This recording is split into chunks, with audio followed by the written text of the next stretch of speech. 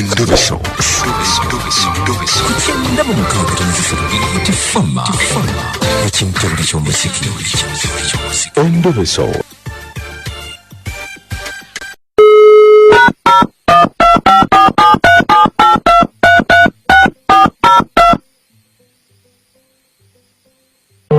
To copy this caller tune, press star. Hello? Sebo. Hello? Jebale. Kali sebo nayi jebale. Ssegirinnya.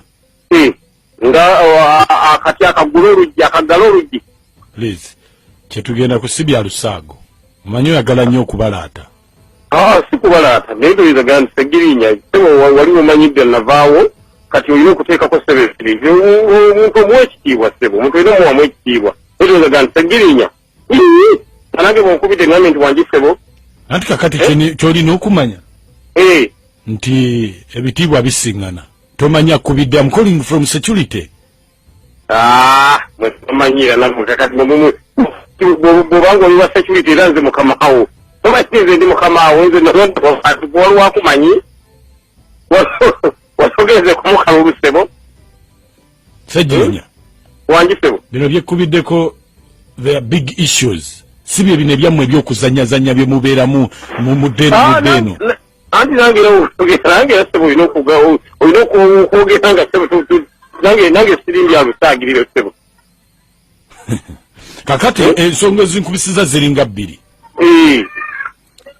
Mulayira ku lunaku olwa Mande. Sitwagayo fujjo lyo. We don't want, as security, tugenda kola security okubawo obukuumi obumala ne tutwagalayo fujjo lyo. Ate fujjo litya? No, nkubuulira Ssegirinnya, oyinza okumaliriza nga oli luzira ebbanga lyo lyonna lyonna ne weerabira n'abaakuzaala ne bakwerabira. Nedda sebo.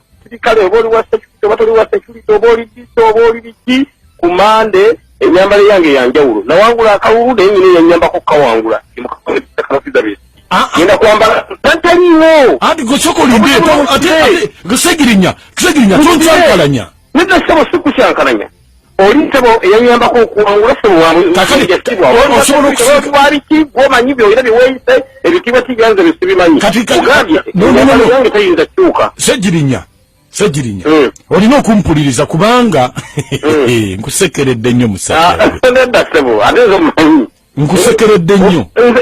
Nze siyirirwa mutooke sinze mutukoze okukangakanga. Ekikatala omwe oli wa security kati security mweyita ba security mweyita ba crime preventer mweyita biki mweyita ebintu bingi nnyo ebisoma tebikyakanga muganda wange. Kati Ssegirinnya ndi musajja wa security ate senior security officer sijja kubu ate mukama wo. Mukama wani? Mukama wo. Oli wa magye oli wa polisi? Kakati omusaala ni akukuwa sebo. Omusaala gw'ogumpa gw'onsasula? Ate wemanga siri osobola okubeerawo. Ate kati kyenkugamba Ssegirinnya setwagala kulaba. No, sokoline mpuliriza. Ate nawe ekyo kikyamu. Kitegeeza kati tonzikiriza kwogera. Simutakukiriza ekyokosa kikyamu. Ndi wa security, ndi wa crime preventer, ndi biki. Mweyitayita ebintu ebyo sebo waliwo byemanyidde ebyo byokukangakanga biri ebyedda. Sebo ndi kati wali ate ndi kulevo ndala nnyo. Olina okumpamu ekitiibwa sebo ng'oyogera nange. Nze ya security ebikigo byeweyita ebitiibwa byo sebo newono byeyita otya nange sebo okumpamu akatiibwa sebo. Ssegirinnya sebo saagala kakati kankubuulire sitwagalayo kanzu ebyo byogamba mbusimanyi ogenda kwambala ekanzu osibeko simanyi ekyayi obeere mu bigere tojja kuyingira we bagenda kulayirira. Omanyi lwaki nkusekeredde olw'okuba tulyogezaako kanga kakati oba oyagala zaaliko emipiira geza obeere wali ku geeti osonga Ssegirinnya nga ali mu kanzu ng'asibye ekyayi mu kiwato ojja omwanyange onawo onoolaba akanvamu naye weeyise wa security guteekawo abiri tulabe ngenda byambala obeere wali ku geeti ya sitewo nga ndi ndigere tulabe kunze naawe ani anaasiza munno amaanyi. Ssegirinnya tojjira mu kanzu. Sebo ndi mu kanzu mu bigere ate nga nsibye ekyayi ate ekigazi kibuno obwayiyeyi ekyayi ekigazi wenda kulayira bw'enteze endayira yange ebbanga lyonna mbadde nnyambala masuuti kakati nagajjeemu nagambye ngenda kulayirako nti okwange kulayira ng'ate kungubaga. Okungubagira ani afudde? Ani okungubagira?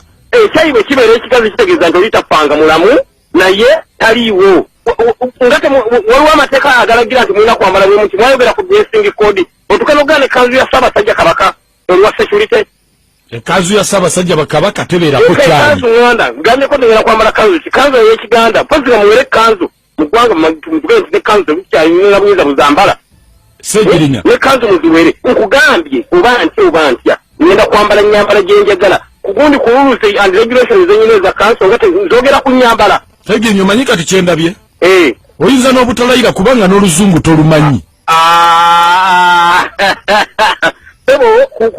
sebo nesiba okuba kwa parliament qualification ezinzikiriza okwayira wezire ekyokubira oluzungu ndimanyi sebo tolumanyi luzungu Ssegirinnya tomanyi. Can we speak English? If you know English, can we speak English? Yeah, we can. You know we can. Which English do you know? You are full of mbogo everywhere. I know all. Spanish, Britain, all. No, you just have to agree. If you don't know English, tell us to take you back to school. No.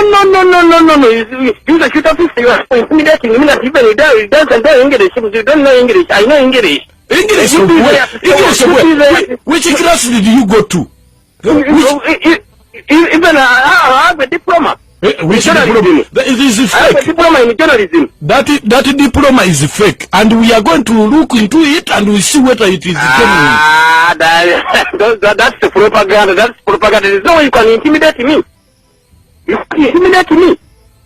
I'm an educated. Even these people who gave me their votes, they knew that Ssegirinnya is an educated man. No. The people who voted you, they don't know that. They know that you are not educated, but they just want to give you food because you are poor. No, I'm poor. You security officer, do you have money? You come and I give you, you have not yet eaten anything. Who has not eaten anything? Who? You. You arrest me when you have an empty stomach. You used to arrest me. And you used to cry for me that you fight for us. We are poor. Now you are changing words. I'm telling you. Unless you are not a security officer, but if you are a security officer, I know you. I know you are the one who are fighting for you, so that you will be well off. Who? You. Do you have anything in your pocket? I have. No. You're trying to abuse me. You're abusing me. Yeah, I can't even. Who? I can't even. What? Yeah, I can't even abuse you. You are now intimidating me. There's no way you can intimidate me. I'm an elected leader. How can you intimidate an elected leader? Who voted you? The security officer. You have people's power. You will not swear. Come when you sunshine and you swear. I'm telling you, you will not swear. And I dress my counsel as well. You are stupid. I'm telling you, you will not swear. No, you are stupid. How can you intimidate me that I will not share? You are stupid. Stupid time. Ssegirinnya. Oli ku Beat FM ekino oli ky'omuzika oyogera ne Mukunja mu Ndobeso.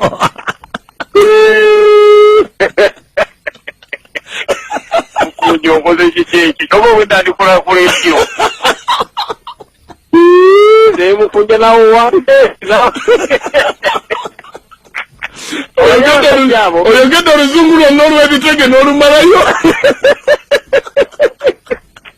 Vocabulary zizona Masake waffe zonna. Okoze kibi nnyo muganda wange, okoze bubi.